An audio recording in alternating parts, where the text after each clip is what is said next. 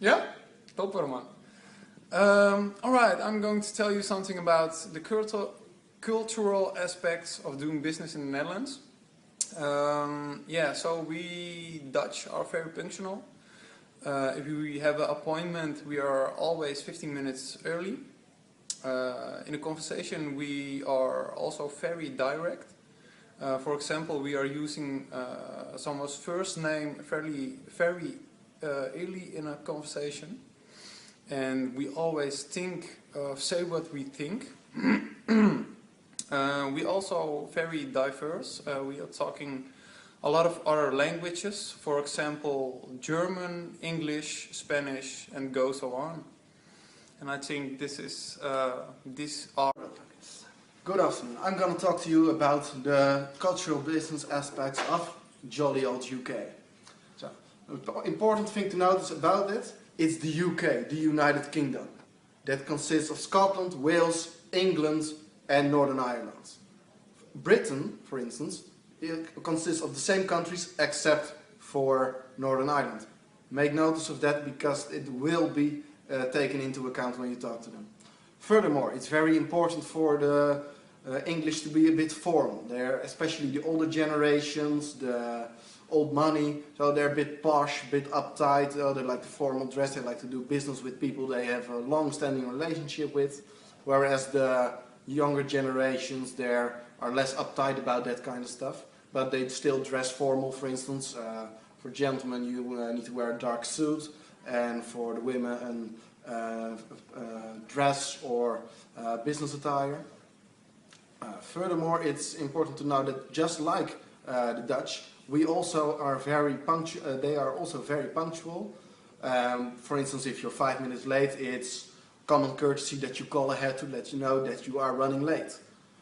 The little things may be different, but in the broad aspects of the culture, we and the British are very much alike. There are the only major distinction between the two of us is my apologies, is that the British are way more formal and less direct than the Dutch.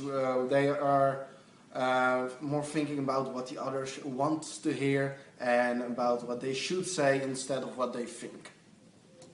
We thank you for your attention, and we appreciate. To get a good overview of the deep drivers of the British and the Netherlands culture, we come and look at the model of Hofstede.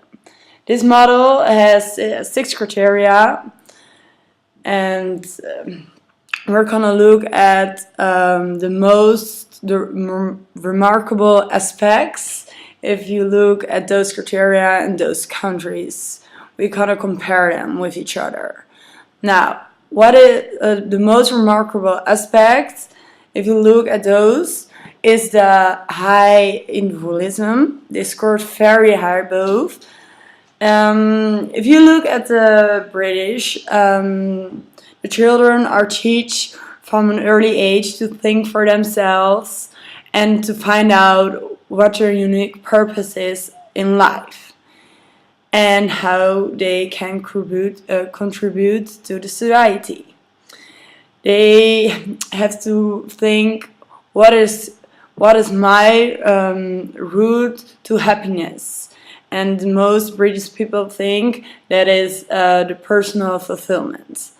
And in the Netherlands it's almost the same, but it's quite different. But in the Netherlands we are also taught from an early age to think for themselves, and we have to try our best for everything, and then we will succeed, and we have to stand out and give our own opinion or judgment. That's very important in Netherlands, to speak for yourself. And now we're gonna look at other criteria. We're gonna look at the masculinity. The masculinity in the Netherlands, they scored very low on this one. That's in the Netherlands. It is therefore we are a feminine society. So the country, it is important to keep life and work in balance. And in the